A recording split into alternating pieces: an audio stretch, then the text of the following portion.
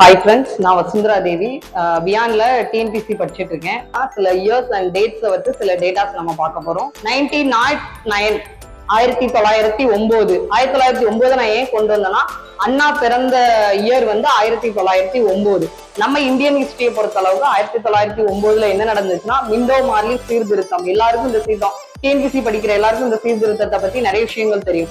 முக்கியமா அந்த சீர்திருத்தத்துல இந்திய கவுன்சில் சட்டம் நம்ம கொண்டு வந்தோம். எதுக்கு கொண்டு வந்தோம்னா, அதுல நிறைய பிரதிநிதித்துவம் வந்து இந்தியர்களுக்கு கொடுக்க ஆரம்பிச்சாங்க. மிண்டோ மார்லி சீர்திருத்தம் அதுல முக்கியமானது வாக்களிக்கும் இந்து முஸ்லிம் வகுப்புவாரி பிரதிநிதித்துவத்தை ஃபர்ஸ்ட் மிண்டோ வந்து அறிமுகப்படுத்தினாரு. அதனால அவர் என்ன நம்ம சொல்றோம்னா, வகுப்புவாதி வாக்காளரின் தந்தை அப்படிங்கிற ஒரு வேர்டை சொல்றோம். அடுத்து இந்த கவுன்சில் இந்திய கவுன்சில் சட்டத்துல நிறைய விஷயங்களை நம்ம இன்க்ளூட் பண்ணோம். அதுல முக்கியமான விஷயம் ஃபர்ஸ்ட் வைஸ்ராயோட ஆலோசனை குழுவுல இந்தியரை இன்க்ளூட் பண்ணலாம். அந்த முதல் இந்தியர் யாருன்னு கேட்டா சத்யேந்திர பிரசாத் சின்ஹா. அதே மாதிரியே இதே 1909 கவுன்சில் சட்டத்துல முதல் இந்தியரா இங்கிலாந்து பாராளுமன்றத்துக்கு நம்ம ஒரு ஆளை அனுப்பணும். அவர் யாருன்னு கேட்டீங்கன்னா தாதாபாய் நவ்ரோஜி. இந்த ரெண்டுமே ரொம்ப முக்கியமா இந்த மிண்டோ மார்லி சீர்திருத்தத்துல கொண்டு வந்தோம். இந்த 1909 மிண்டோ மார்லி சீர்திருத்த இந்திய கவுன்சில் சட்டத்தை நம்ம என்ன சொல்லுவோம்னா, இந்திய சட்டமன்றங்களின் சட்டம் அப்படின்னு சொல்லுவோம். இது வந்து 1909 பத்தின டேட்டா.